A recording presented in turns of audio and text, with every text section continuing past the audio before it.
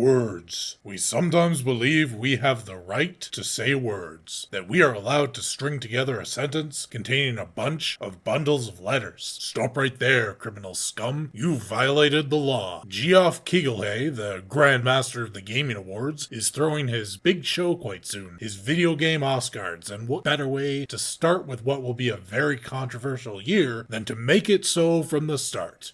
They are trademarking the Game Awards to keep us from using it. Yes, going forward, only he can give awards to games.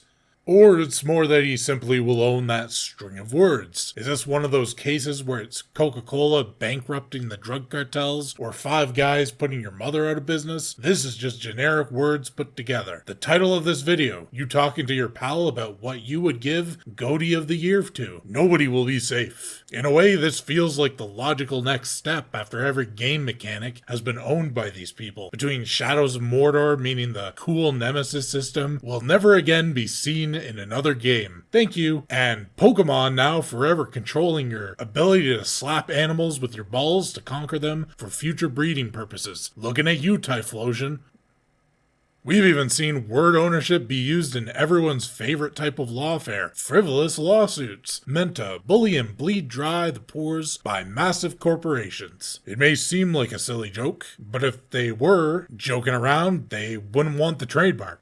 And let us not forget that a news site has done the same thing to the word sky. Yes, the word sky is owned by some guy in Britain, and it will not be long before we must pay a dozen different groups or people every time we say a sentence. Now, I will clarify here, I am not a legal advisor, and this might not be anything how trademarks work yet. While we are clowning around on the upcoming clown show, let's talk about the sudden rules drop right before the nominees. They would not be doing this if they didn't have a reason. DLC, remakes, and remasters are now allowed for all relevant categories. Interesting, since there's 3 games this year that could all be Game of the Year, and all manage to fit a separate one of these categories. From very questionable to quite reasonable. Now, for remakes, Final Fantasy VII Rebirth is almost expected, even if this was not clarified.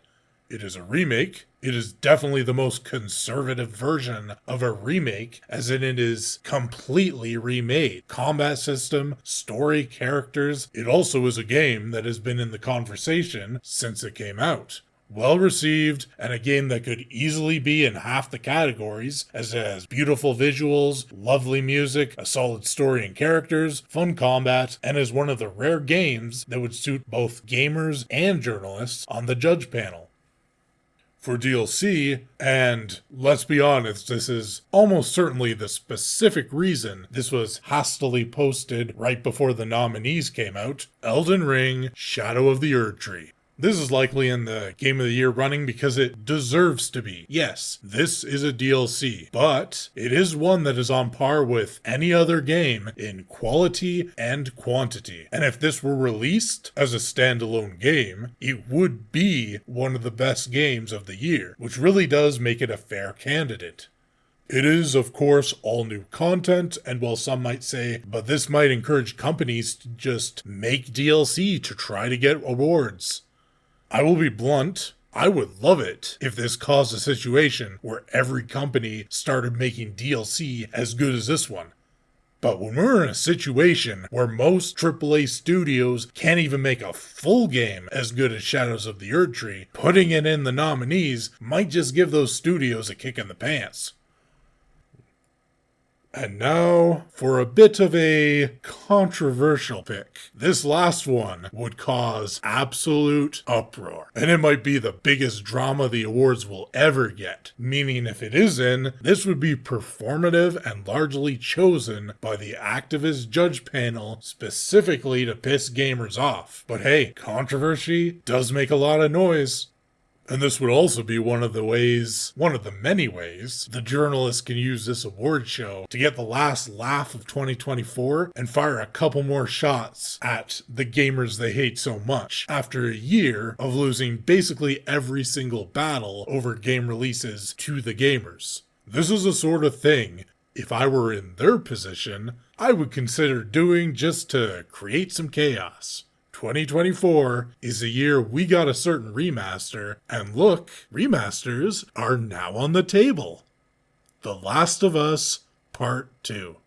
Just think about how many awards journalists gave this game the first time and how much gamers hate this game. Now imagine if they did it again. Yes, it would completely tank the rest of their credibility and pretty much ruin the Game Awards forever, but it would be kind of funny.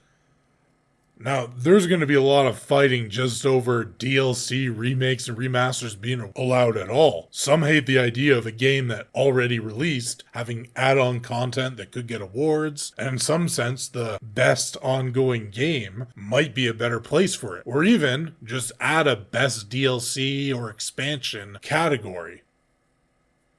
Now, what is a remake? Of course, Final Fantasy VII Rebirth is like a full new game, sort of like every time a new Robin Hood or Three Musketeers or Shakespeare movie comes out, large chunks of the story, dialogue, characters, setting remain the same. Some remakes are on the other end, like the Secret of Mana remake, which redid the visuals, soundtrack, and AI, technically remaking the game from the ground up, but otherwise very similar and much closer in looks to a remaster.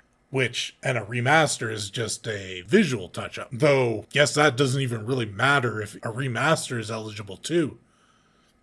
Most importantly, doesn't this just mean Skyrim is going to be Game of the Year for the next 50 years since they remaster and re-release that game 10 times for every new game Bethesda makes? Wait a second, I thought Sky was trademarked. Todd, how do you get away with it? How do you always get away with it? Yes, we are going into award season, and whether you think it's rigged and corrupt or not, this one might end up being more entertaining just from the drama around it than the hour-long ad reel with half an hour of celebrities talking and 5 minutes allocated for actual awards that the show itself will be. Though we might not be able to talk about it if Geoff Kelly bans it from our speech inventory forever.